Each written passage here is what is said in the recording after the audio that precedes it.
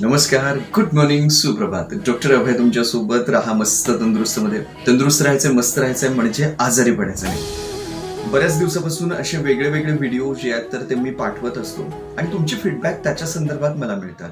आता अलीकडच्या काळामध्ये व्हायरसेसमुळे बरेच मेसेजेस मला येतात आणि त्या मेसेजेसमध्ये हेच विचारलं जातं की डॉक्टर सर्दी खोकला जो आहे तर त्याच्या संदर्भात काय प्रिकॉशन घ्यावी किंवा काय करावं. मी सगळ्यांना हेच सांगतो, काळ जो आहे ना तो उष्ण आहे, काळ जो आहे तो उन्हाळ्याचा आहे. तसं सर्दी खोकला होईल असं वातावरण तर नक्कीच नाही. हा, पण आपण या वातावरणामध्ये खूप कोल्ड ड्रिंक्स जे आहेत तर ते घ्यायला लागलो, टाघट गार पाणी प्यायला लागलो तर सर्दी होऊ शकते. पण तरी सुद्धा सर्दी होऊ नये म्हणून काय करतायत, आयुष मिनिस्ट्री जी आहे तर त्यांनी सुद्धा काही गाईडलाईन ज्या आहेत त्या आपल्या सगळ्यांसाठी दिलेत की ह्या छोट्या छोट्या गोष्टी ज्या आहेत त्या परंपरागत पद्धतीने आलेल्या, म्हणजे आयुर्वेदिक पद्धतीने आलेल्या आहेत तर त्या करा. जनरली आपल्या घरामध्ये सुद्धा सर्दी खोकला झालं की घरच्या घरी आपण बऱ्याच गोष्टी करतो, जसं की गरम पाणी प्यायचं आहे, वाफ घ्यायची आहे. ह्या गोष्टी वर्षानुवर्ष आपल्या ज्या आहेत त्या चालूच आहेत. म्हणजे आपल्या आजी आजोबा पणजोबा ह्या सगळ्यांपासून ना आपल्याला ह्या सगळ्या गोष्टी कदाचित आत्मसात आहेत. एखाद्या प्राण्याला नाही का हो, त्याला ताप आला की त्याला कसं बरं व्हायचं हे कळतं. अगदी तसंच कदाचित आपल्याला सुद्धा अशी एक शक्ती जी आहे, अशी एक एनर्जी जी आहे तर ती दिली. त्याच गोष्टी ज्या आहेत त्या कालानुसार आता आपल्याला त्या पुन्हा पुन्हा सांगितल्या जातात. आणि त्याच्यामध्ये सगळ्यात महत्वाचं काय, सकाळी लवकर उठा. आता सकाळी लवकर उठा असं म्हणत असताना त्याच्या मागे एक वाक्य आहे. पण ते वाक्य सांगण्याच्या आधी एक गोष्ट सांगतो. बाबा नवीन शर्ट घाल असं जर आपल्याला कोणी सांगितलं तर आपण काय करतो, अंगावरचा जुना शर्ट आधी काढतो आणि मग नवीन शर्ट घालतो. अशाच पद्धतीने सकाळी लवकर उठा असं सांगत असताना इनडिरेक्टली रात्री लवकर झोपा हे सांगितलेलंच असतं. त्यामुळे सकाळी लवकर उठा, रात्री लवकर झोपा, ह्या बेसिक महत्वाच्या गोष्टी. त्याच्याबरोबर सकाळी लवकर उठून काय करायचं आहे असं म्हटलं तर योगासन प्राणायाम ह्या दोन गोष्टी सगळ्यात जास्त रोगप्रतिकारशक्ती वाढवतात. बरेच लोक प्रश्न विचारतात, काही औषध द्या, काही खातो मी, पण त्या सगळ्याच्या पलीकडे जाऊन ना योगासन प्राणायाम हलका फुलका व्यायाम या गोष्टी सगळ्यात चांगली रोगप्रतिकारशक्ती वाढवतात.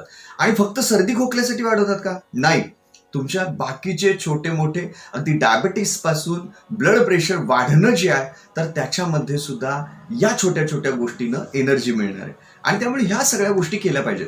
तेच तेच तेच तेच रिपीट आहे ना पुन्हा आपल्याला सांगितलं जातं. योगासन प्राणायाम असतील, छोटं मोठं घरच्या घरी, आता बाहेर तर जाऊ शकत नाही पण घरच्या घरी 10 मिनिटाचे अगदी शाळेतले पीटीचे व्यायाम जे आहेत ना, जे सरांनी सांगितले होते, हात पाय हलवायचे, एवढं जरी करायला जमलं ना तरी सुद्धा पुरेसं आहे. रोज सकाळी आपल्याला चहा पिण्याची सवय असते, पण काही लोकांचा हा उपाशी पोटातला चहा जो आहे ना तो आम्लपित्ताचा आजार, अपचनाचा आजार निर्माण करतो. आणि त्यामुळे मी सगळ्या लोकांना हेच सांगतो की उपाशी पोटी चहा घेऊ नका. पण सर्दी खोकला असेल तर अशा वेळेला घरच्या घरी आयुर्वेदिक पद्धतीचा चहा केला तर त्यानं खूप चांगला गुण येतो आणि त्यानं बरीच रोगप्रतिकार शक्ती सर्दी खोकल्याच्या संदर्भातली वाढते. आणि हे पदार्थ कुठले किंवा ह्याच्यामध्ये द्रव्य टाकायची ती कुठली, तर घरच्या घरी प्रत्येकाकडे तुळस अवेलेबल असते, दालचिनी अवेलेबल असते, काळी मिरी जी आहे तर ती अवेलेबल असते, सुंठ अवेलेबल असते, मनुका अवेलेबल असतो. तुळस, दालचिनी, काळी मिरी, सुंठ आणि मनुका या सगळ्यांचं एकत्रित करा आणि चवीपुरतं साखर किंवा गुळ, गुळ हा बेस्ट, गुळ टाकला की याच्यातनं उकळी काढल्यानंतर जो चहा निर्माण होतो किंवा याचा काढा तयार होतो त्यांनी सर्दी खोकला खूप चांगल्या पद्धतीने कमी होऊ शकतो. या सगळ्याबरोबर काही लोकांना लेमन टी आवडतो तर या काढ्यामध्ये थोडासा लिंबू पिळायला हरकत नाही. अशा पद्धतीचा चहा जो आहे तो तुम्हाला सर्दी खोकल्यापासून रिलीफ देईल ते देईल आणि बाकीचे आम्लपित्तासारखे आजार जे आहेत ते या चहातनं होणार नाही. आणि त्यामुळे सगळी सिस्टम जी आहे ती तुम्हाला हेच सगळं सांगत असते की तुम्ही तुमची शक्ती वाढवा. आणखी काय रोगप्रतिकार शक्ती वाढण्यासाठी रोज सकाळी नाकाला नस्य करणं हे आयुर्वेदात सांगितलं, पण नस्याच्या पलीकडे काही लोकांना नस्य तीक्ष्ण वाटतं, नस्य सहन होत नाही.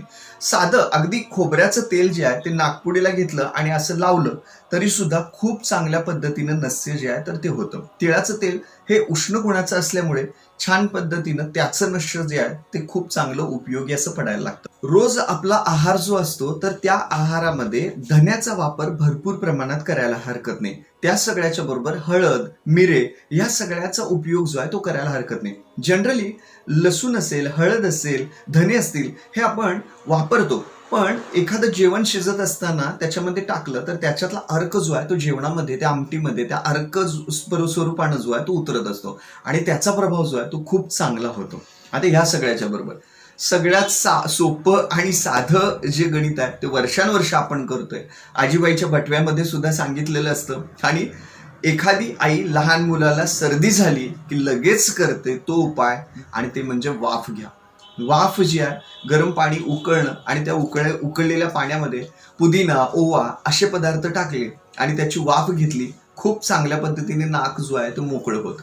आणि त्यामुळे अशी वाफ जी आहे ती घ्यायला हरकत नाही. अशी वाफ घेतल्याने सुद्धा नाकाचे किंवा मग अशा पद्धतीने ब्लॉकेजेस जे असतील सर्दीच्या संदर्भातले तर ते निघायला लागतात.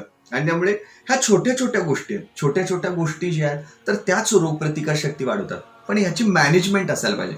सकाळी 6च्या अगोदर उठायला पाहिजे, छान व्यायाम करायला पाहिजे, 8-8:30ला नाश्ता, 12-12:30चं जेवण, 4 वाजता एखादा फळ जे आहे तर ते खाऊ शकता, 8 वाजता रात्रीचं जेवण, 10-10:30 वाजेपर्यंत झोपणं. या सगळ्याबरोबर मस्त सकाळी उठलं व्यायाम झाला किंवा त्याच्या अगोदर मस्त आंघोळ झाल्यानंतर मेडिटेशन, त्याच्या अगोदर मेडिटेशन, अशा बेसिक गोष्टी ज्या आहेत ना मनाची सुद्धा शक्ती वाढवते. म्हणजे असं नाही फक्त शरीर बरं आहे म्हणून उपयोग नाही, या सगळ्या गोष्टी ज्या आहेत ना मनाशी आणि शरीराशी जोडलेल्या आहेत. त्यामुळे दोन्ही गोष्टी अशा छान टवटवीत असायला पाहिजे. आणखी एक गोष्ट जाता जाता, खोकला आला असेल तर लवंग जी आहे ती लवंगची पावडर जी आहे तर ती मधाबरोबर चाटण करायला हरकत नाही. दिवसभर थोडं थोडं चाटण केलं की खोकला, कोरडा खोकला, ढास लागणं जे आहे ते लवंग आणि मधानं कमी होतं. हे सगळं जे सांगितलं ते कोरोनाचे उपाय नाहीत. हे सगळं जे आहे ते तुमची रोगप्रतिकार शक्ती सर्दी खोकल्याच्या संदर्भातली वाढावी याच्यासाठी. आणि महत्वाचं, जड, चिकट, पांढरं हे सगळे पदार्थ खाणं जे आहे ना टाळा. बाकीचे व्हिडिओज जे आहेत तर ते असतातच. युट्यूबला तुम्ही सगळे व्हिडिओज जे आहेत सर्दीच्या संदर्भातली रोगप्रतिकार शक्ती कशी वाढावी हे सगळे व्हिडिओज जे आहेत ते तुम्ही त्याच्यावरती बघू शकता.